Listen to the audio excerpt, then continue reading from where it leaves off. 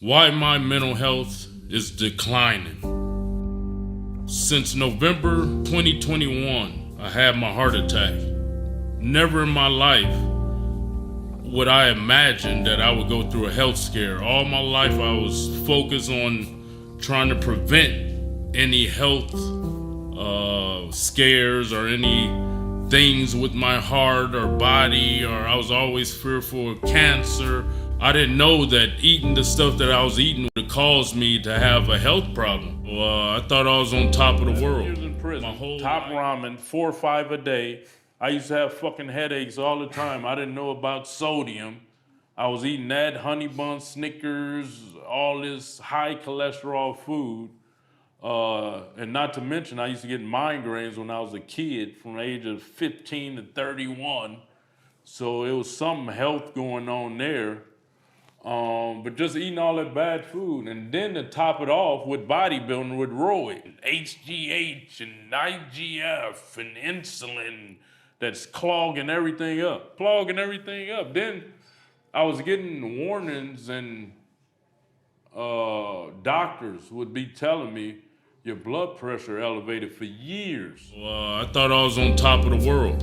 My whole life changed. I automatically knew that I would no longer be able to bodybuild at that moment, which that was my passion. That was my love since I was a kid. I knew that I wasn't invincible at that point. I knew that, I wasn't from another planet like I used to say.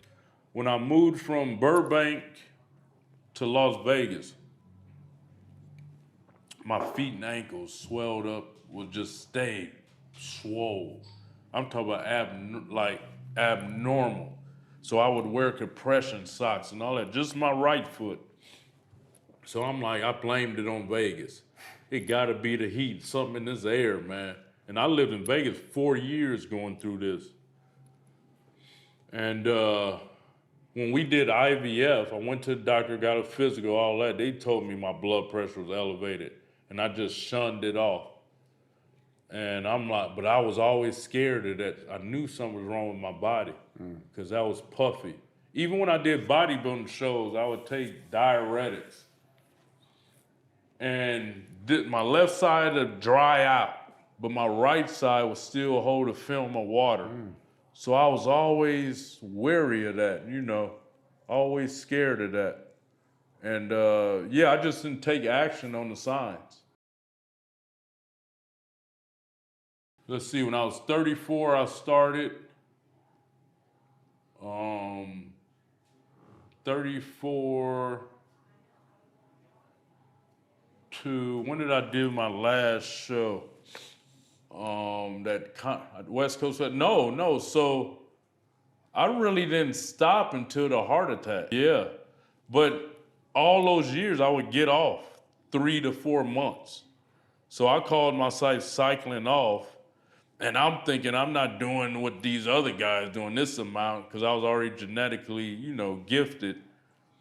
And but you had times, bro. That's why that HGH, that IGF, fucking insulin, bro, that's clogging you up. And they tell you, that hardens your arteries or whatever, what they used to say.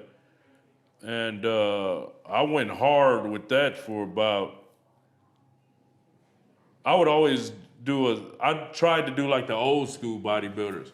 Like do it a few, like 6, 7 months out of a year, then get off clean. That's why if you look at my videos, I always tell people this is not a new size for me. Every year I would do this.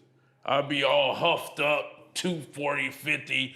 Then I'd trim down to like 220. Every year I would do that. And I thought I was being healthy with it. So 34 to, when I had my heart attack. So 13 years off and on. Till I was 46, 12 years off and on. That's the benefit. I see a lot of the elite guys, they always got their blood work, stuff like that. And but still, if you don't get an EKG or a PET scan or those scans to look at your arteries, you don't know what's going on. And that's what I recommend to everybody, getting an EKG, PET test at least once a year. you know, when you hit 40, at least once a year.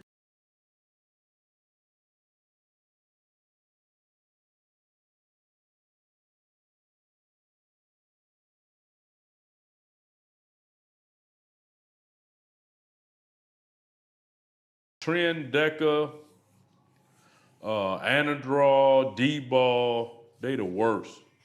Well, that clog you up so fast. Insulin to kill you. I remember I tried that down there, died.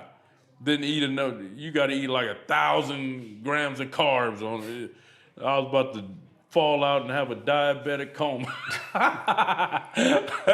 Just experimenting too. Don't know what the hell you doing.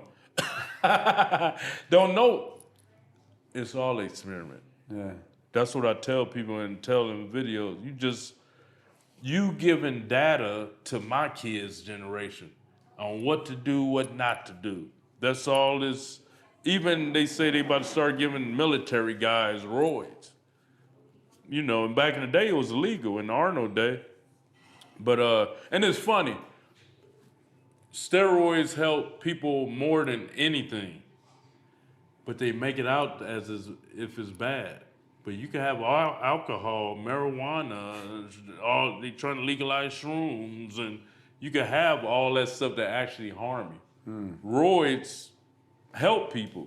You know what I mean? AIDS patients, cancer patients, it helps them.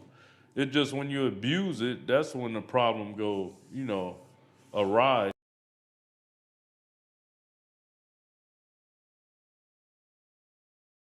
About 250 mgs a month.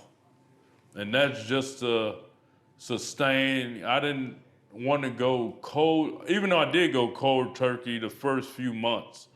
But I'm like, I was taking doctor advice that could be dangerous. You know what I mean? Like, your body just will shut down or something because you don't have your testosterone level where it should be or whatever. So yeah, I don't do it for big muscles or nothing because I want to live, bro. I get off totally if they tell me to. Yeah, just some tests. And I feel great. You know what I mean? My feet, ankles, normal now. That's what I go by. On a daily basis, I'm looking down, see if my feet and ankles normal because if it get a little puffy, that lets me know I'm not 100%.